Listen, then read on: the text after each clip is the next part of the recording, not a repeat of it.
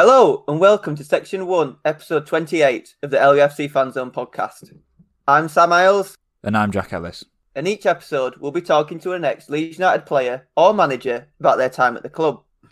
Last episode we were with former Leeds United youngster Tommy Narvick, someone who helped Leeds win the FA Youth Cup in 1997 and the following year became the first player in Leeds United's history to win the Young Player of the Year award, beating players such as Jonathan Woodgate and Alan Smith to the end-of-season prize. However, unfortunately for Tommy, his time at Leeds wasn't as he would have hoped after his hugely successful start in his first couple of seasons at the club, because despite that award and the FA Youth Cup trophy, he only played once for Leeds' first team, and that was all because of a huge amount of bad luck for him, wasn't it, Jack?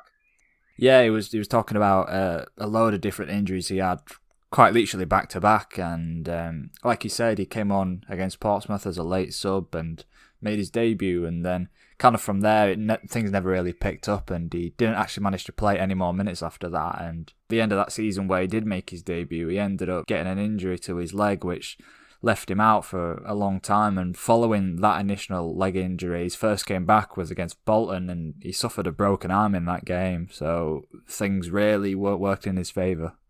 Although he did only play 4 minutes of first-team football for Leeds, on the show, Tom was saying that he was happy with his career.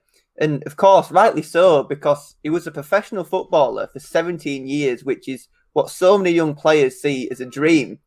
But like we've just touched on, Jack, he was incredibly unlucky with his injuries at such a vital stage of his professional career. And without them, who knows what he could have achieved in his career. Yeah, well, all you got to do is look at the players he played with, like the likes of Woodgate and Alan Smith, who all went on to have good careers with and without Leeds. And like as well, you touched on he had a successful career, which kind of stuck with me in a way, because he was saying that although people might see his career from maybe a Leeds perspective as a failure because of what happened during his time at Leeds, he was arguing the point that he personally felt like he had a successful career because he played for a number of years at a professional level, which I found interesting, really. And although I'm not of the opinion that his career was a failure, I found it interesting for his outlook on it, in that he was happy, and success, in his words, success is down to what the individual perceives it to be, whether it be 17 years in the Norwegian League or challenging for the Premier League year in, year out and making an X amount of Premier League appearances. So yeah, I think he's spot on in that people measure success differently, and end of the day, if you're content with what you've done within your football career, then, so be it. Definitely.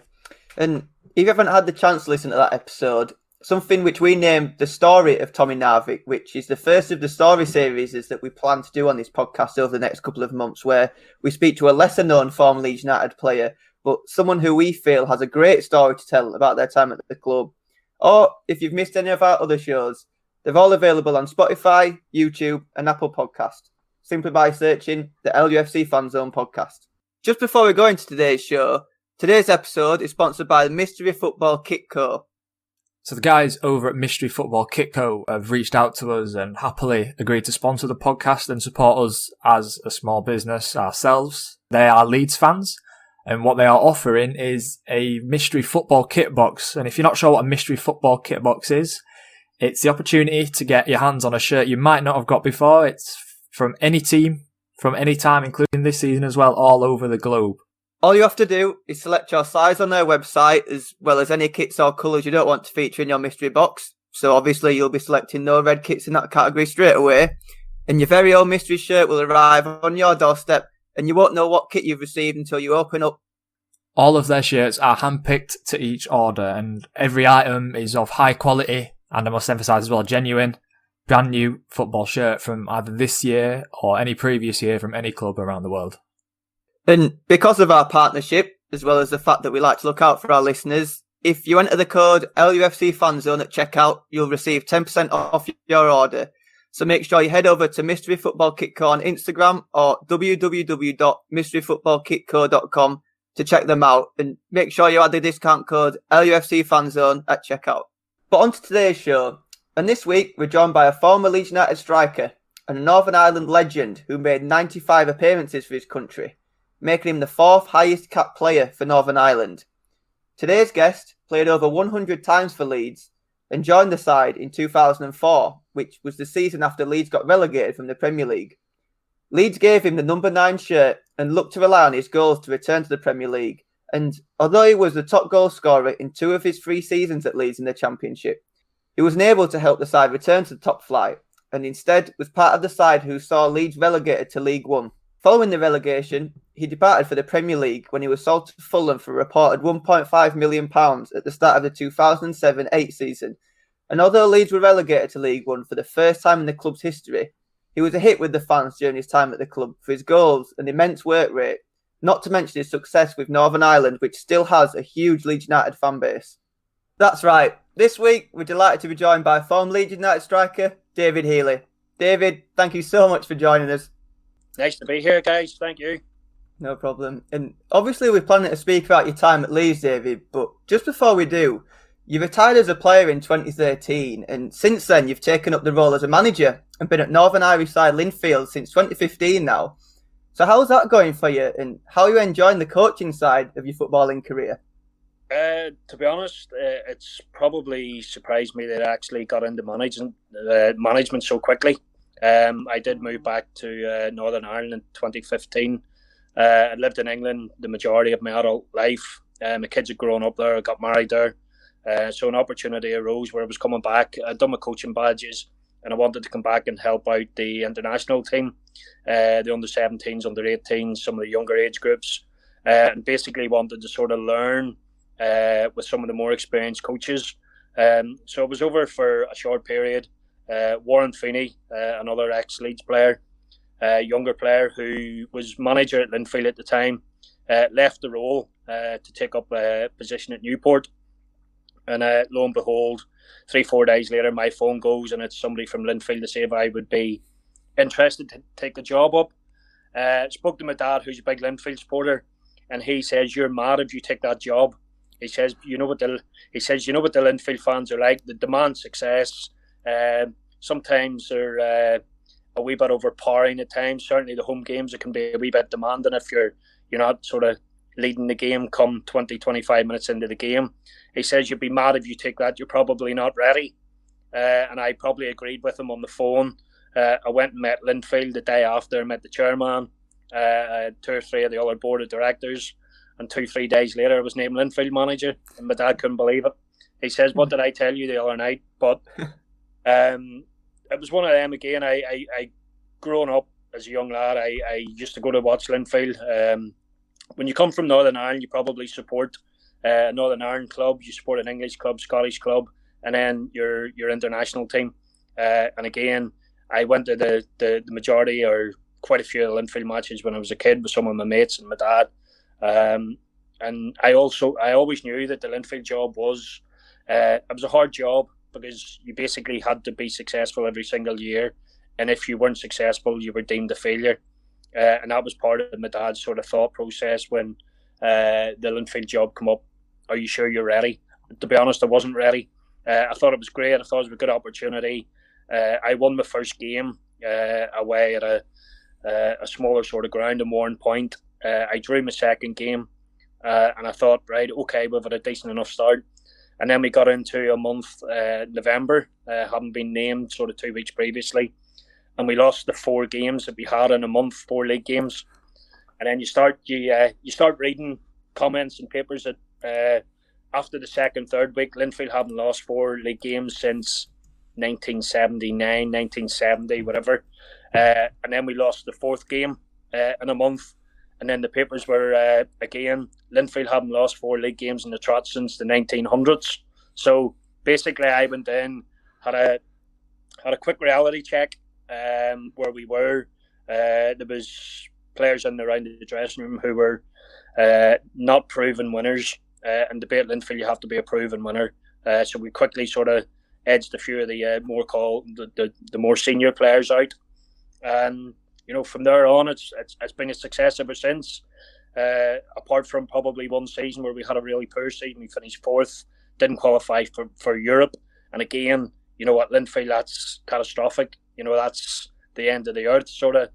That can never happen. But again, we responded, and from then on, we've won 3 league titles. So, still learning on the job, still young.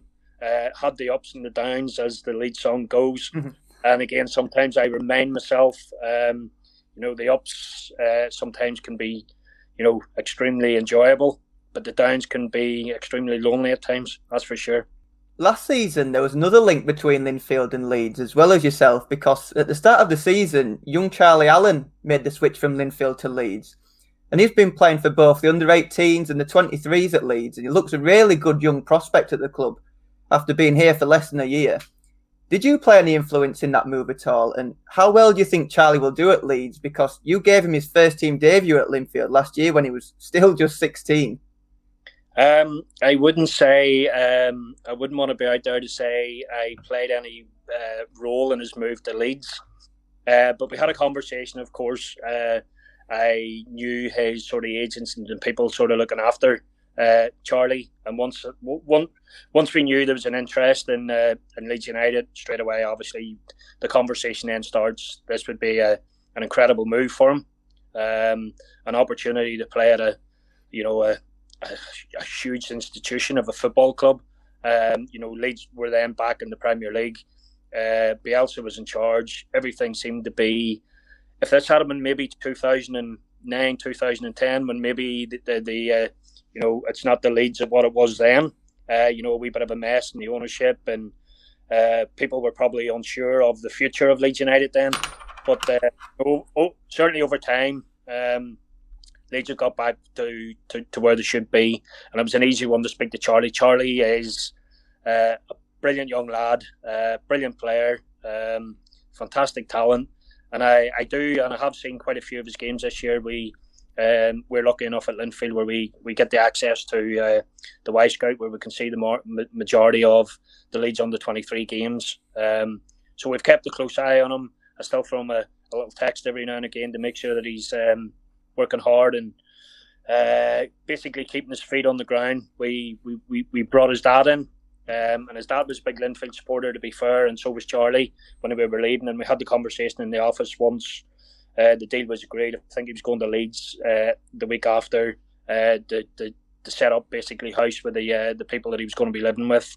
And basically, I give him as much information, and hopefully, he always has my number if he ever does need anything. It doesn't look as if he's going down that route now where he does need any help. But eventually, the going gets tough, and being homesick, maybe away from Northern Ireland at times can be. So I'm always there for him. But he's a brilliant young player, and hopefully, in the coming seasons, I wouldn't say probably just yet at the minute, he's going to be ready. Still young. He's still developing in and around, the coaching. I think he's been in and around training with the first team quite a bit with some of the other under-23s, which is a credit to the first team manager and the rest of the staff that they want to give. And I know when they brought some of the younger players into the 23s and looking at some of their additions in, they were looking at 17, 18-year-olds, basically looking at the long term.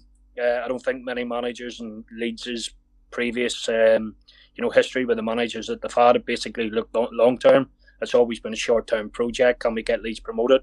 But Bielsa and his staff, Victor Orta, who's playing a huge role in the football club at the minute, is making sure that not only when the manager leaves, that the club and everything else in and around it is in secure surroundings. So we wish Charlie well. We hope he does well. There's a couple of other younger players again I haven't seen. I know I played with Richard Creswell. I know his son Charlie's in and around playing, which is great. Again, sometimes I'm still in touch with Cresy to see how he's doing and whatever else, and just to see Charlie and my daughter were good friends. I mean, they were 3 and 4, and they were kids, and they were growing up at Preston and growing up at when we were at the sort of match day. So to see young Charlie progress into the man the size he is now, playing for the club that I know his dad loved his time at Leeds and whatever else, it gives me goosebumps at times when I see not only Charlie Allen that we have, but also young Charlie Creswell playing in the same team as him. We also wish Charlie the best of luck at Leeds, and I'm sure in a few years' time he will make that step up into the first team. But back to your time at Leeds, David, and you joined the club midway throughout the 2004-2005 season, which, for anybody who didn't know, was the year after Leeds got relegated from the Premier League. But can you remember when you first became aware of Leeds' interest in you and your initial thoughts about making the switch from Preston to Leeds? Because it was quite public at the time that you did want to move away from Preston. Yes. It bore the brunt of that. A few weeks later when I signed for Leeds and we had to go back to Preston, in one of my first games, normally when you leave a club, you're sort of given a little bit of a period of settling in where you maybe don't play your former club and maybe until 3, 4, 6 months down the line, or maybe sometimes you never play your former club again. But it was thrown at me maybe 2 weeks after I'd signed for Leeds. Again, Leeds were so huge at the time, and again I was at Preston, and I still get a little bit of stick off the Preston fans for the way I wanted to leave. But again, I've been on record to say I had already made my mind up probably 12 months previously that I wanted to leave Preston. I felt I was harshly and ill-treated by the previous manager. I was sent on loan to Norwich. I didn't really want to go to Norwich, but he had sort of sent me there. So I was running down my contract. The opportunity come. Kevin Blackwell and a couple of, probably at the time, come through Paul Butler, who was a captain at Leeds at the time. And I knew Paul from living in and around Manchester. And I knew he was close enough to Kevin Blackwell at the time. So I knew Leeds were keen and whatever else. So I had made it abundantly clear that at the time I felt my time was up at Preston. I'd given what I felt as if was enough. And when Leeds come, to get back into the Premier League was huge for me. I knew how big Leeds United were. I grew up in Northern Ireland, and Leeds fans, even the whole of Ireland, they're all over the place. And it probably goes back, there was nobody sort of supporting, when I was growing up, nobody supported Arsenal and Man City. People supported Man United and Liverpool and Leeds United, and maybe the odd West Ham sort of supporters sort of thrown in. So to get the opportunity to play for Leeds, who I knew still harboured hopes of, the club was in a wee bit of a mess financially. There was still a lot of the Premier League players on Premier League wages when I first went, in and around the squad, and they couldn't sort of get rid of them for obvious reasons. People don't want to leave the club when they're owed money or due. Still, the contract hasn't expired. So to get the opportunity, it was huge. We played at Elland Road a couple of times for Preston, once for Preston. And again, the Leeds fans were, I think it was in around the time they were sort of singing my name, that it was abundantly clear that Kevin Blackwell was going to come and make an offer, and thankfully 2 weeks later he did. The only unfortunate thing that year, again, was obviously the stability of the club. We did lose so many players, but Kevin and the staff and everybody at the time assured me that Leeds were going to have a right push for promotion the year after, once we got the initial first year out of the way, which was great for me. So the only disappointing thing was the year after, when everything was in place for us to get promotion, we basically fell at the last hurdle to get Leeds back into the Premier League, where they should have been. I know 2020 was a huge year for Leeds getting back promoted, but I think if we had done it right, and certain things might have been different on the day when we played Watford, Leeds could have been back in the Premier League in 2006, 2007. Not only were Leeds competing in the second tier for the first time in 14 years, but as well, the relegation from the previous year meant that the club was in a bad position off the pitch, like you touched on, and was in reported debts of up to 100 million. So obviously everybody was aware of it, but were you aware at the time to the extent of how bad Leeds' financial situation was? Because it's worth adding as well, you were one of the few players Leeds signed that season who they actually paid money for. Yeah, I think there was some figures thrown about that year. I don't know what happened. That there was, allegedly I signed for £750,000 or whatever. I was told it was less, and then I found out later on it was possibly more than the 700. So again, it was in around the time where there was a wee bit of uncertainty what was going on. And again, for me, I can remember sort of people saying at the time, well, you need to be careful going to Leeds, because they're what you get advice from other people on. The one where I mentioned there about my dad sort of saying you need to be careful going. It wasn't my dad. I had sort of agents and other people saying, well, Leeds aren't really in an even keel here at the minute. You need to be careful that you go there. It's all right saying you want to play Premier League football and you want to get Leeds promoted, but further down the line, there's going to be a wee bit of, financial mess to be picking up.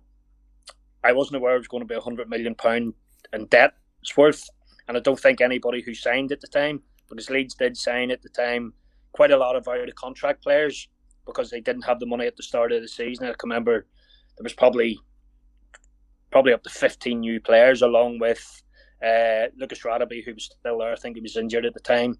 Maybe Michael Dewberry, Seth Johnson, Eric Baca, Gary Kelly. So there was probably a mix of maybe 6-7 of the lads who were on Premier League wages, mucked in with lads who I think Kevin Blackwell and Leeds basically plucked from the Championship and League One to try and get a team together. But again, having met with Kevin and met with Leeds, they assured me that everything's in a great place here. Don't worry, don't believe all the debt that everybody else is saying that we're in. We will get promoted next year. And even with all the uncertainty and the debt and whatever else, we still should have got promoted to the Premier League the year after I went there. When you did join the club, you missed the first chunk of that season because the move was completed in October, which wouldn't be able to happen today because of the transfer window. But you made your Leeds United debut against Wigan Athletic at Elland Road, who at the time were at the top of the Championship. And you started that match just 2 days after your move to Leeds was announced. But what can you remember about that match and walking out for the first time to make your Leeds United debut at Elland Road? I still remember, as I mentioned before, the anthem being played beforehand, walking out, the hairs on the back of my neck standing up. I felt as if I had arrived.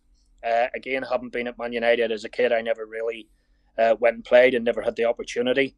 So for me, yes, Preston was great, and I loved my time there and met a lot of fantastic lads and everything else. But getting to Leeds was, me personally, it was getting to the place where I wanted to get to. I felt that Leeds were a Premier League club, even though in the Championship and huge amounts of debt. But I always felt that, I could sort of try and help, or I wanted to help. I wanted to put the performances and score the goals that eventually got Leeds promoted, because I wanted to be that sort of, I didn't say greedy or selfish, but I wanted to sort of be one of them players to get Leeds promoted again. So walking out the Wigan game, what I can remember about the game is that I think I was very poor. I can't even remember whether I was substituted late on in the game. I probably was. But it was one of them. I don't know whether maybe the whole emotion of the day maybe got the better of me. I had good records at some of my other previous clubs and internationally of scoring my debut. So maybe I was putting a little bit of extra pressure on myself to want to score.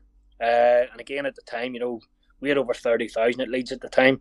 The atmosphere was incredible. Wigan were a good side. They had Leighton Baines and Jimmy Bullard and Lee McCulloch, all established sort of Championship players. So we were right up against it then.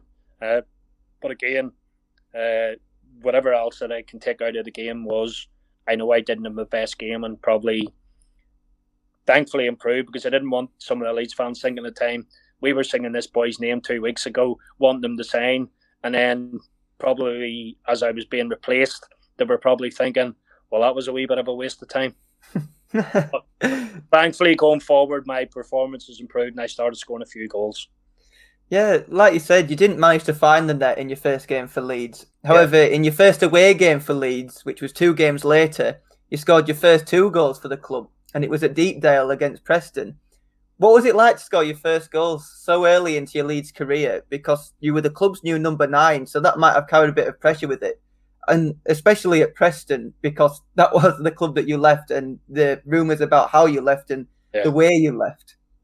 Yes, again, I always remember that day going back, because again, I'd been at Preston for the previous seasons, and Preston as a supporter base and supporter groups, they were always sort of a little bit milder and a wee bit more mellow, and always sort of welcomed away team buses and away team sort of opposition, whatever else, with a wee bit more of a courtesy. But I always remember pulling in, and at the time we had Sean Gregan playing, and bear in mind Sean Gregan had also left to come to play for Leeds. Sean was the captain of Leeds United. Sean was the captain of Preston at the time. He left. He wanted to come, and I always sort of remember at the time that I think me and him were joking, who's going to get the most stick? and who's going to get the most sort of, the warmest of welcomes. And in the back of my mind, I was thinking, well, it's definitely going to be you because you were here longer. They loved you more. You were the captain. So I felt sort of confident and comfortable that I might have got sort of off because he was playing. So the bus pulls in at Deepdale. Normally there's maybe 5 or 6 maybe autograph hunters or whatever else knocking about. We pull in and there's a crowd of about 250 kids and 250 people basically waiting for the Leeds bus to approach. And I'm sort of looking out. I think Paul Butler says at the time, they're here for you. And I'm shouting down, they're not here for me, they're here for Gregan. So we get off the bus. Gregan gets off probably before me to a rapturous round of applause and welcome back, Sean. And I'm sort of waiting, I'm biding my time thinking, right, okay, they're obviously here to see me then. So I get off and as funny or not funny as it is, I get off to not the kindest words, not the kindest welcome. Judas this, Judas that, and whatever else. And I always felt a wee bit disappointed by that.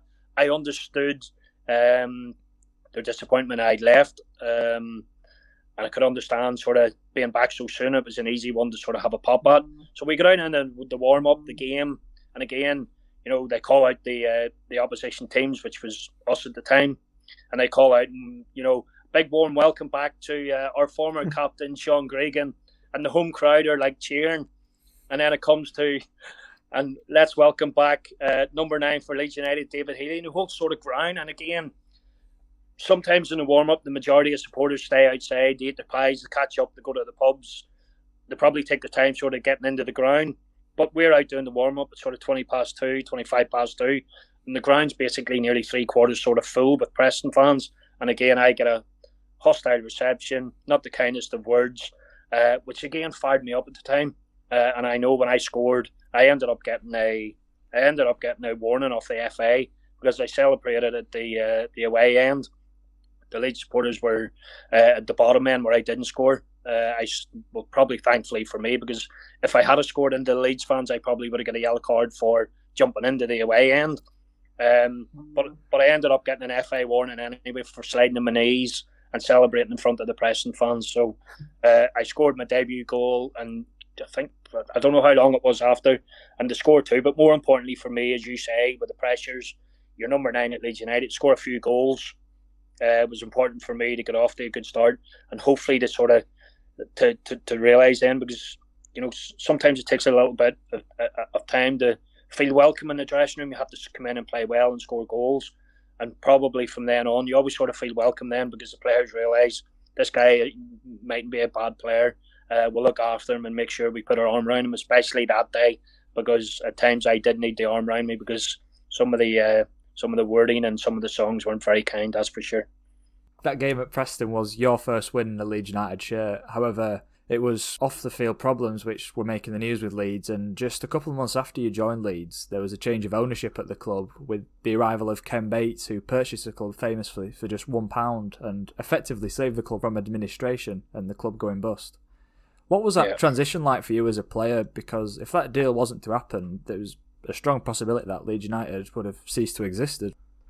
It was quite easy as a player because, again, as a player, you try and sort of take your mind off a lot of the other things that are going on outside.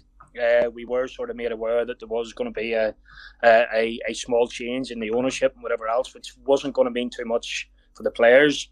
And again, when I've recently just joined the club, you're sort of thinking, maybe I should have took some of these other guys' maybe advice on. Maybe Leeds were a bit of a basket case club at the time.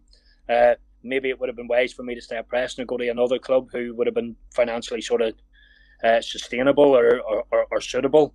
But again, the whole drive for me to go to Leeds was to give myself the best opportunity of playing in the Premier League again. I felt that was going to be the case at Leeds. As a player, as you say, and I'm sure nowadays the players, majority of the time, is based on the training pitch and the games and the concentration levels that they have to sort of put in, and the professionalism now.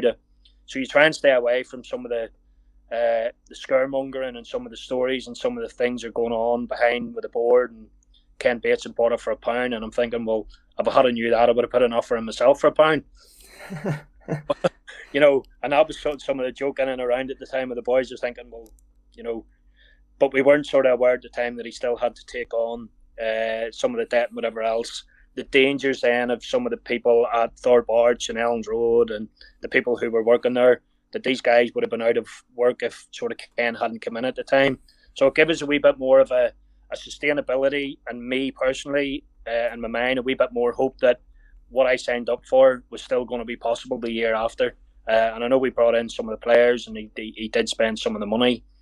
Ultimately, in the end, it didn't work out for either Ken or us at the time. And, the changes were due to happen when the relegation happened. Yeah, and like you said, you just touched on that relegation there, and as well as a possible administration for Leeds, the side were dangerously close to the relegation places when Ken Bates took over at the time. But at that time, did you ever feel like a second successive relegation could have been a real possibility for Leeds? Because at the time it felt like everything seemed to be going wrong for Leeds, whether it be on the field with results or off-field problems. Not really, no. Again, when you looked at the squad of players that we had, and I'm sure it was the same for the staff and the supporters when Leeds were relegated initially from the Premier League. You look around the dressing room. When I was looking at around the dressing room and seeing the calibre of players we had, the type of players we had, the quality of players that we were seeing and training on a daily basis, I couldn't foresee, and I didn't foresee us. I always felt, don't worry, we'll get ourselves on a run here. We'll start improving. We'll pick up the points when we need to. There was still a togetherness between the players and the staff, and we always felt that we could get out of it. But the longer it went, and some of the poor performances led to poor results, and it gets to the stage where it's getting to the end of the season, you're sort of thinking, well, give us a few bad performances here, but we'll take some results along the way. And we were basically having poor performances and sometimes poor results, which again then ultimately at the end then leads to the demise, the disappointments, the relegation. And one for me, and I've talked about this before, I was captain on the day when we were relegated against Ipswich. And again, for whatever reason, I know Dennis Wise, the manager at the time, there was a wee bit of things going on in the background. Jonathan Douglas had been captain, Gary Kelly had been captain, Paul Butler previously had been captain, and for whatever reason, Dennis picked me for the last 6 or 7 games. There was a little bit of fallout with some of the other players. They weren't going to be involved. Dennis assured me that I would play the remaining games. He wanted me to captain the team. Whether that meant that I was carrying the can as a captain, but I always sort of, even to this day, when I look back and when I see, and I'll never forget the horrible feeling when we played Ipswich. And I know the fans sort of ran onto the pitch after and whatever else when the game hadn't finished. And I actually done my coaching course a number of years ago with Alan Lee, who scored the equaliser that day. I think he scored the equaliser in about the 86th minute.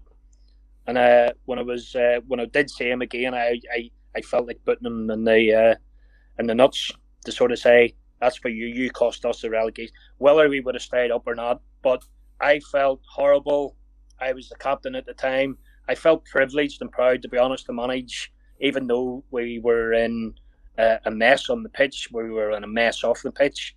I still took that sort of as a little bit of dent in my pride that I was a captain on the day that we eventually got relegated at Elland Road. And I still sort of look back, and if anybody sort of says about having regrets, you have sort of small regrets along the way. But I wish I could have done a little bit more. I probably should have been better that season I should have performed better I couldn't even say anybody that year had sort of had a good season. So we underperformed. We were relegated. And from then on, the club, I think we went straight into administration the day after or the week later when relegation was basically, I think the Ipswich game gave us, no chance of staying up. The last game of the season when we were relegated and straight away into administration. So that was a disappointing thing for me, certainly with the pride. And I always sort of felt as any time I wanted to play for Leeds, I mightn't have played my best all the time, but I always felt a little bit of an air of pride every time I pulled on the Leeds shirt. Just fast forward into the start of the 2005-06 season, because that was your first pre-season at the club. Yeah. And although there was a lot of new additions, which you mentioned earlier, which generated some positivity within the fans. The first game of the season was at home to Millwall, and usually on the opening game of the season, it's one where the fans get excited and get behind the team. However, the attendance at Elland Road that day was just over 20,000, which was 10,000 less than all of the crowds in the previous season, which were watching the mid-table Leeds. Never mind the side which got all the positivity behind it. So did that have any impact on you with the lower attendances? Because although Ken Bates might have been a reason for that, it must have had some sort of effect on the players. To be honest, no. I again, whether there's, sort of 30,000, 25, and as I say, I think there was reasons in the round. I think there was a little bit of a fan boycott going on for whatever reason. Obviously, Ken had taken over. He had obviously previous with Chelsea, who I know Leeds and Chelsea's history going back. There was never going to be sort of any love lost with Ken sort of coming in. But I think the attendance sort of started improving after that. It was down to the players then at the time that we had to try and attract. We had to play better football. And again, beating Millwall, I think I scored twice that day and we won 2. I think I scored a penalty late on, very early in the game, and then a penalty late on in the game. And then that was, as I say, this is what I signed up for, to get Leeds United back and promoted. So, yes, I think we were aware at the time that there was 20,000 at the game, even though the previous season when I first went, every single game right up until the end of the season, it was 30 plus.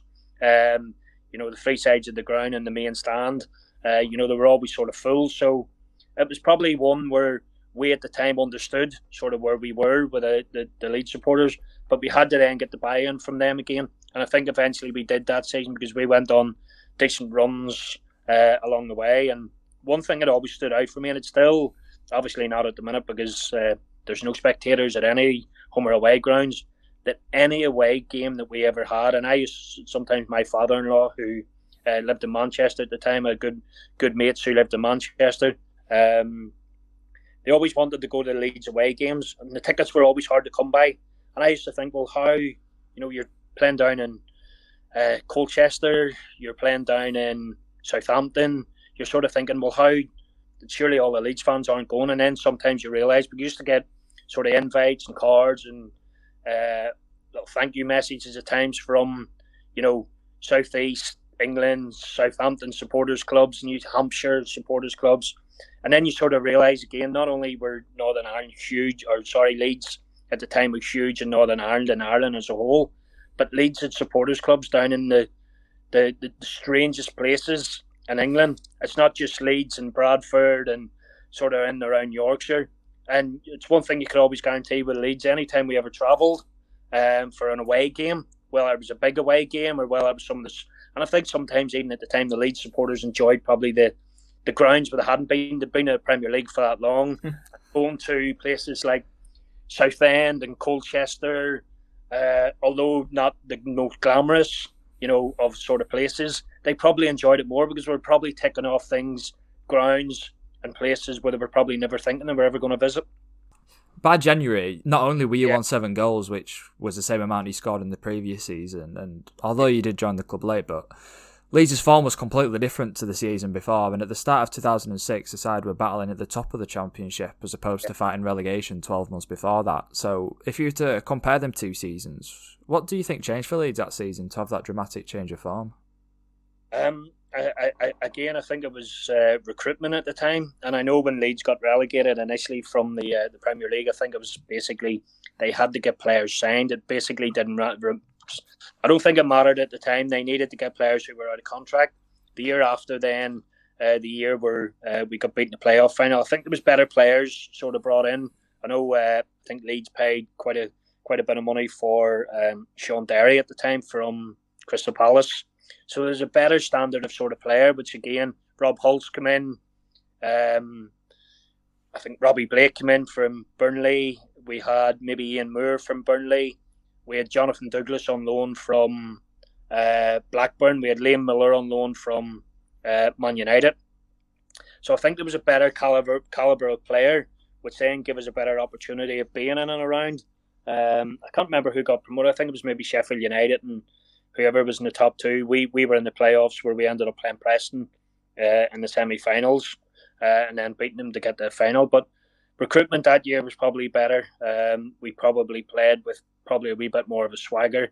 The players had the pre-season together. Certainly had the an improved pre-season where I got a hell of a lot fitter. And again, trying to think some of the other boys had been there in and around. I think Seth Johnson was still in and around. Eric Backett was back playing. Gary Kelly, who was absolutely brilliant, and again, I love Kells. Again, his enthusiasm, his hunger. He had been at Leeds United the longest, so he certainly had seen the ups and downs of Leeds over his time at the football club. But he was more than helpful to the new players coming in. I include myself in that. Somebody from Ireland, somebody from Northern Ireland coming in and being helpful. So I think there was a good group of players there. There was mixed experience. Some of the younger players. Aaron Lennon had left previously to go to. Did he go to Tottenham? Early River. With Matthew Kilgallen, young lad. Fraser Richardson. Again, some of the younger players were sort of Simon Walton. Some of the younger players in and around. So there was a good core group of some of the younger players, more experienced players like myself, who have been brought in, Sean Derry, Sean Gregan, to try and help along the way. So the disappointing thing is we did have the squad to get promoted that year. When you look back on with the experience and the players and the quality we had, to lose in the final, we should never have done that. We should have got promoted that year. And as well as obviously playing for Leeds at that start of that 2005-06 season, your national side, Northern Ireland, were competing in the World Cup qualifiers. And in September 2005, you and the rest of the Northern Ireland side played against England at Windsor Park. And like you did quite often that season, you scored in that game. And not only was it the winning goal against England, which were huge favourites, it helped Northern Ireland beat England for the first time since 1972. So, just to take you back a bit, what can you remember about that game, David? And how proud did it feel to get that win for your country, given that it had been 30 years since Northern Ireland had beaten England, and you know how much that goal meant? Huge for me personally, because again, I loved the challenge of playing for Northern Ireland. I knew we were always up against it, no matter what team we played, even if we played one of the weaker nations in European football.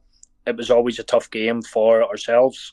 But to beat England, because we were basically laughed off the pitch when we played England. In the first game, we played them at Old Trafford, and we were beat 4-0. I think we got to half time. We thought we had basically done enough to get the result. We went out in the second half, and I think we were 3-0 down by the time 51 minutes came around. So we took our eye off it. So to get the opportunity at Windsor, the Windsor Park, the crowd were up for it. We were getting the mickey taken out of us, Are You Scotland in disguise, when we were getting the run around at Old Trafford.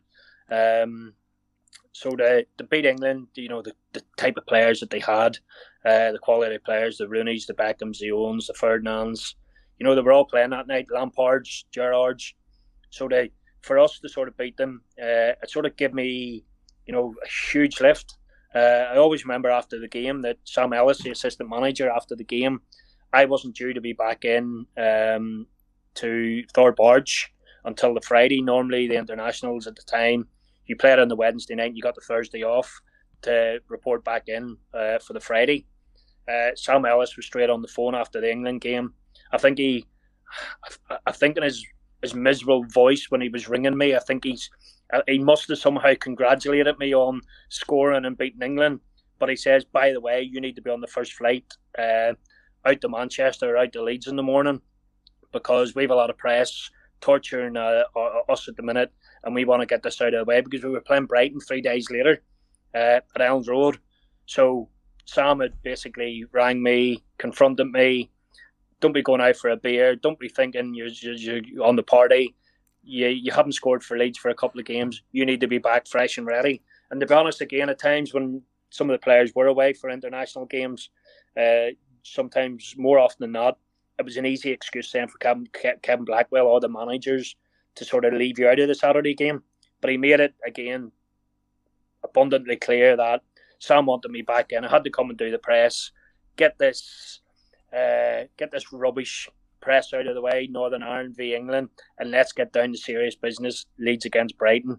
So thankfully, I didn't train on the Thursday. I went back. I'd done a couple of interviews at Thorpe Arch. I was sent home. I think Sam was just checking to see that I wasn't out having a few beers with the rest of the Northern Ireland boys. And thankfully for me, I scored a couple of goals against Brighton on the Saturday on my return, because there was a wee bit of hype. The old championship, when it was on the ITV, there was a wee bit of hype. And thankfully I scored a couple of goals. I probably should have scored about 5. I missed 3 gilt-edged chances, which probably thankfully nobody's probably got footage of. But I scored 2 goals, and people were saying, well, at least his mind was back on scoring a few goals for his club on the Saturday. But I did miss 3. Thankfully, I don't know whether anybody listening, I don't want to see any of the footage of my missed chances that day. Oh, I'm sure people have it hidden away somewhere. That season, Leeds won 26 games in the Championship, which was almost double the amount of the previous season.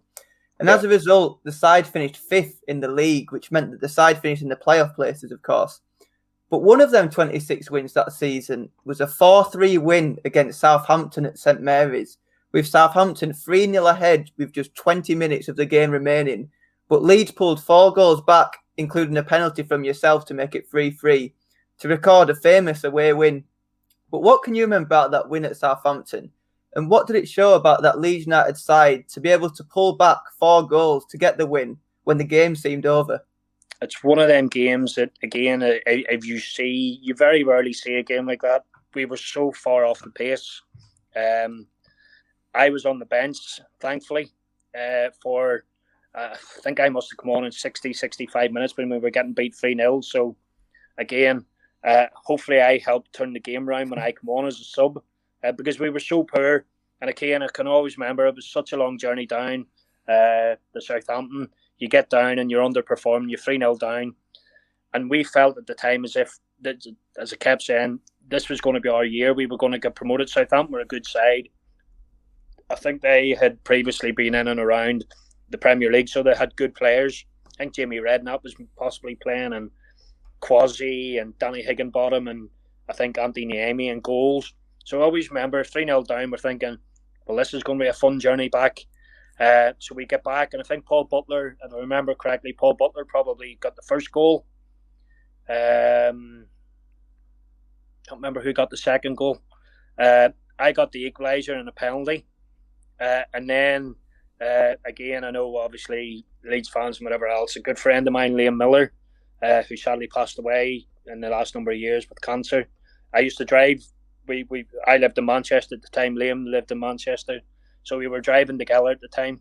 And again, when I do look back at not only the result that day and the performance, the supporters that day, 3-0 down, they're probably sort of thinking, again, like we were thinking, what an absolute waste of a journey. And I would imagine there may even have been a few who left the ground that day, despondent in the performance and the result. But when you looked at the celebrations at the end, when we started getting one back, you got the second one back, and then all of a sudden you're thinking there may just be a little bit of hope here. And then you get the equaliser and you're sort of thinking, wow, we're out of jail here. However late, I got the penalty and the equaliser. And then Liam Miller scores a goal, which again, some of the games that you play in for clubs and international, you're trying vividly and you can't remember the lot of it. But I always remember the supporters that day. They were basically on the pitch at St Mary's. We were kicking hoardings, the sponsors and whatever else. And whatever Leeds fans had actually left, maybe they were just outside having a smoke or a drink, or basically I'm not going in to watch that crap at the time. But when we actually got the equaliser and the 4th goal to make it the winner, there looked as if there was double the amount of Leeds support. Somehow got themselves back in, or somehow they'd maybe sort of got themselves back in from the toilet where they were watching and hiding from. And when we actually got the 3rd and the 4th goal, it actually looked as if not only was there a big crowd there, there was more Leeds fans. Maybe it was the ones who had no tickets outside and couldn't get in, had maybe somehow found their way into the ground. But it was an incredible day, incredible atmosphere, and one again, when I look back on, I always look back fondly and sort of remember Liam Miller scoring the winner that day, and the outcome if Liam hadn't scored would have been so much different. And that brings an end to section 1 of episode 28. Join us next week for Section 2, where David speaks about Leeds' playoff final against Watford and how the side went from the brink of promotion back to the Premier League to relegation to League One for the first time in Leeds' history, with David captaining the side in the game which saw Leeds relegated to the third tier. Thanks for listening.